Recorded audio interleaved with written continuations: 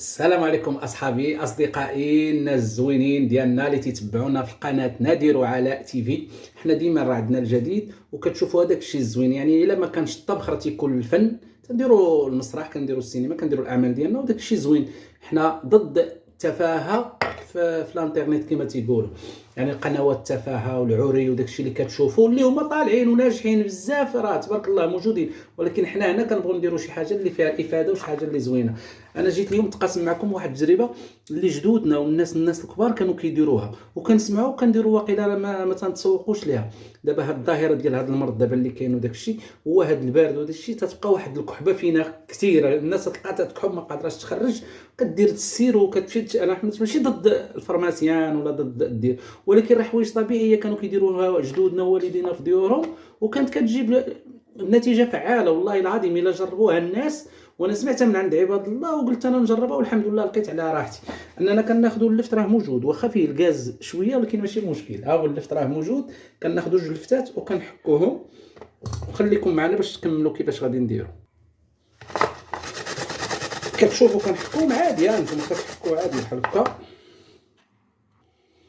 من بعد راه كنحصلوا على هاد، ملي كنحكوا اللفت بحال هكا كنحصلوا عليه بحال هكا. وكاينين جوج طريقات، اما كنستعملوا السنيده، ها انتم كتشوفوها. اللي ما عندوش السنيده ولا تنستعملوا العسل الحر. العسل الحر بانواعه كيف ما كانوا خا ديال الليمون، يعني اي عسل حر عندك راه تستعملوا اي نوع ديال العسل الاعشاب كيما كان، على حسب كل واحد وظروفه وامكانياته. عندك العسل راه كتستعمل العسل، ما عندكش راه كتستعمل السنيده.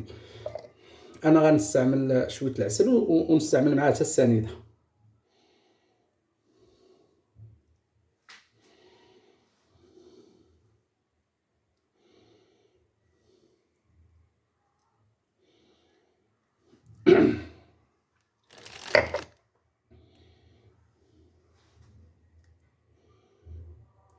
راه ممكن ديرها لفته وحده الا بغيتي، راه كيعطي واحد الكميه كبيره من اللي وكتخليه واحد المده ديال واحد على الاقل واحد 6 سوايع.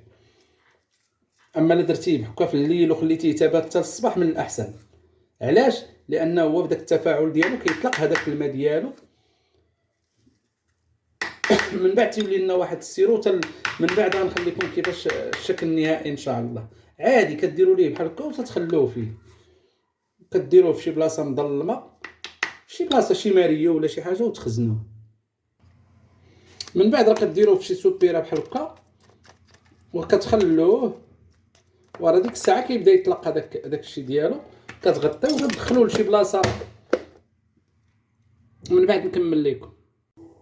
السلام عليكم، عودنا من جديد باش نكملوا الوصفه ديالنا ديال البرد. راه رائعه، كتجي السيرو ديال البرد اللي كيتصايب من اللفت والعسل ولا السنيده. حنا تقريبا راه خليناها نتوما كما تشوفوا تقريبا شي 6 سوايع اللي خليناها. نتوما كتشوفوا الشكل النهائي ديالو كيفاش كيولي. دابا راه غادي نبداو نهزوه ونديروه في شي قرعه ولا شي حاجه ديال اللي عندكم. انا ما لقيتش غنديروها في هذه القرعه هذه. ها نتوما راه كتشوفوا، ها نتوما كنبداو نعصروا بحال هكا ونهزوه. كيجي رائع تبارك الله، كيعطي الماء وكيعطي سيرو بزاف. ها نتوما هو راه كتشربوه من الليل ولا في الصباح ولا في الليل. ها والله الا واعر وحق الله العظيم. كتبقاو تعصروا فيه بحال هكا دابا صافي. هذا كتولوا تشربوه مره في الصباح ومره في الغداء ومره في العشاء بالليل ملي تبغيو تنعسوا. وماشي مشكل الوقت، يعني قبل الماكله ولا بعد الماكله ماشي مشكل. يعني غتحسوا بواحد الراحه، وكاع دوك تحاشاكم داكشي اللي تيكون عندكم في الصدر ومعامر وما كيبغيش يخرج غادي يخرج، غادي يحيد وما غتبقاو غتنقص الكحبه وداكشي. تحياتي الى وصفه جديده ان شاء الله. تبارك الله عليكم. ما تنساوش تابوناو في قناه نادر علاء تيفي. شكرا.